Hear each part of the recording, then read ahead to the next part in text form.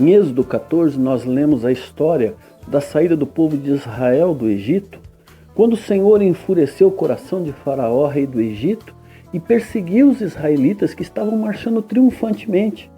Só que os israelitas chegaram diante do Mar Vermelho e ele estava parado, diante de duas montanhas, e quando eles olham para trás, vê o exército de Faraó vindo furiosamente e eles entram em pânico. Mas Moisés diz ao povo: não tenham medo, fiquem firmes, e vejam o livramento do Senhor que Ele há de fazer no dia de hoje, porque esse exército que vocês estão vendo dos egípcios, nunca mais vocês vão ver, o Senhor lutará por vocês, então somente acalmem-se. Em outra versão diz: aquietai-vos e vede o livramento do Senhor. Lembra daquele cântico espiritual que diz: cada vez que a minha fé é provada, tu me dás a chance de crescer um pouco mais? Numa parte diz: se diante de mim não se abrir o mar, Deus me fará andar por sobre as águas. Rompendo em fé, com ousadia vou mover o sobrenatural. Rompendo em fé, vou lutar e vencer.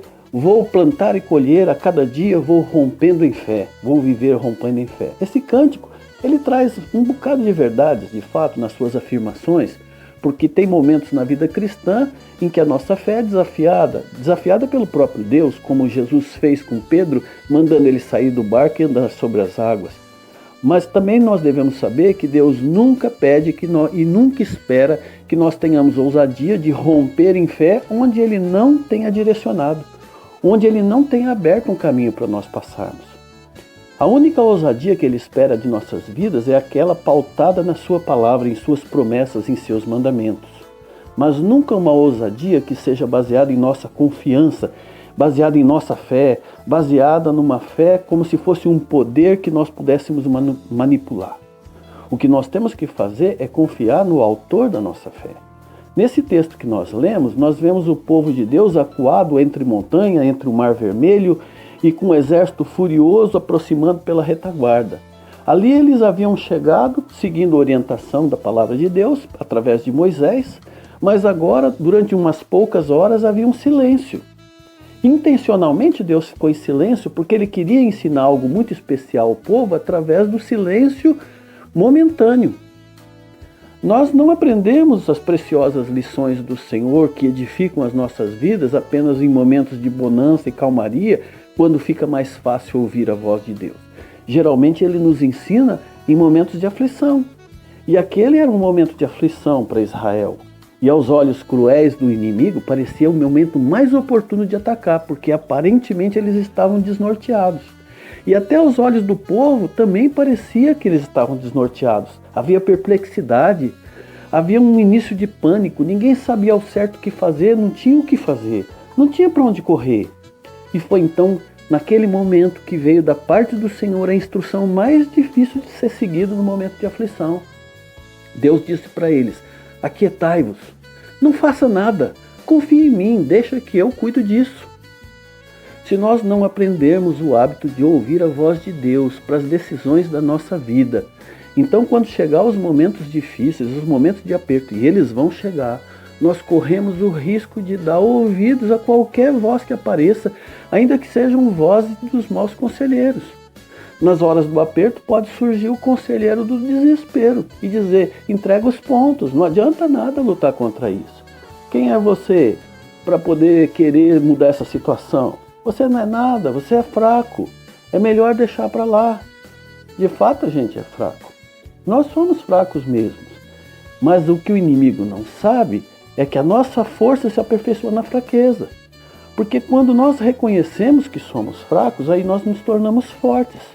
Porque o Senhor nos capacita, o Senhor renova a nossa força, o Senhor nos dá ousadia, Ele nos dá intrepidez, Ele renova nosso ânimo para que a gente possa se alegrar no seu amor, na sua fidelidade nos tempos difíceis. Se a gente for ouvir qualquer voz que aparece por aí, pode ser que a gente ouça os conselheiros da covardia, que vai dizer: olha, você não precisa disso, para que passar por isso, para que passar vexame, para que passar vergonha? Abandone esses princípios, abandone essa fé. Aos olhos de todos você está passando por bobo. Que vantagem você tem nisso? Não, esperar o tempo certo não é covardia. Se essa for a direção de Deus, sempre será a melhor coisa a fazer. É melhor a gente esperar pelo tempo oportuno, pelo tempo certo, do que a gente seguir os conselhos da precipitação, que diz, não, faz alguma coisa, deixa de ser mole. O que adianta você ficar parado, esperando uma solução cair do céu para você? Não, faça alguma coisa.